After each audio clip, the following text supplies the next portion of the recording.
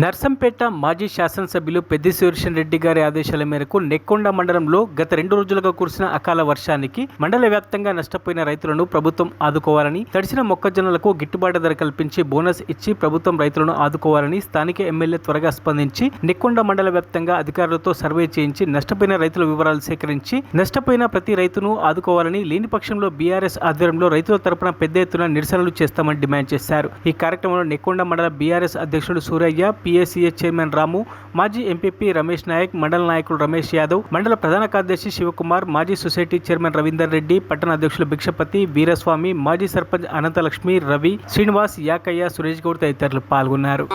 మార్కెట్లో సంచరించడం ముఖ్య కార్యకర్తలంతా సంచరించడం జరిగింది. ఇక్కడ రైతులకు ఆరబోసుకుంటానికి కల్లాలు గత గవర్నమెంట్ చేయడం వల్ల ఇలా కల్లాలలో ఆరబోసుకున్నారు. అనుకోకుండా వర్షాలు రావడం వల్ల రైతుల్ని పట్టించుకోకపోవడమే ఇవాళ తడిసి ముద్దయిందనే కారణంతో ప్రైవేటు కాంట్రాక్టర్లు, వ్యాపారులంతా తక్కువ రేటు కొనే అవకాశం ఉన్నది. రైతులకు నష్టం జరుగుతుంది. కాబట్టి అధికారులు వెంటనే స్పందించి దీన్ని గవర్నమెంట్ గతంలో కొంటా అన్నది అదే లెక్క ప్రకారం కొనాలి. అదేవిధంగా 500 బోనస్ ఇస్తామన్నారు, బోనస్ ఇవ్వాలి.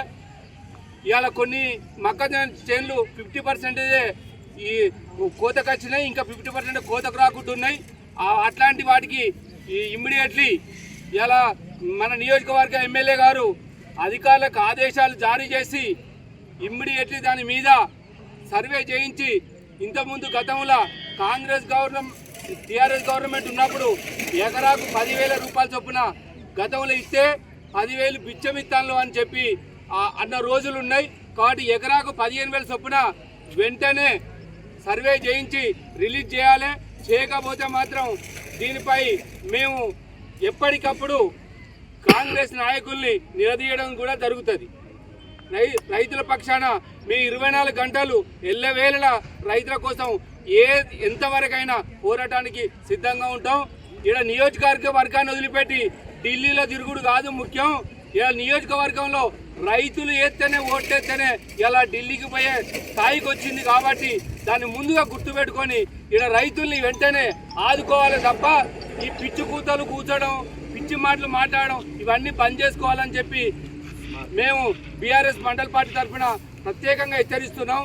ఇలా రాజకీయాలు ఎప్పుడూ కూడా శాస్త్రం కాదు. ఇలా రాజకీయాలు ఉంటాయి పోతాయి.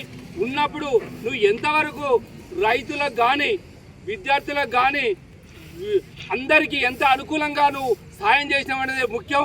ఇవాళ అన్ని పక్కన పెట్టి అభివృద్ధి కార్యక్రమాలను నిల్లు చేసి ఇవాళ ఏమైనంటే వ్యక్తిగత కారణాలతోటి వ్యక్తిగత పగలు పట్టుకొని ఈ రాజకీయాలు చేయడం, ఇది పాపం కట్టుకోవడం కరెక్ట్ కాదు.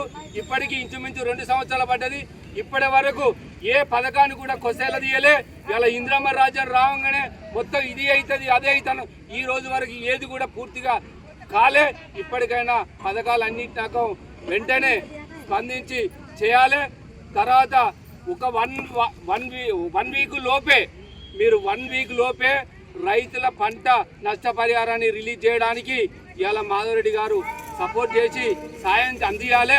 లేకపోతే మాత్రం రాబోయే రోజుల్లో ఊళ్ళలో కూడా తిరగకుండా చేస్తాం. ఖబర్దార్. మరిన్ని అప్డేట్స్ కోసం మా ఛానల్ని సబ్స్క్రైబ్ చేయండి.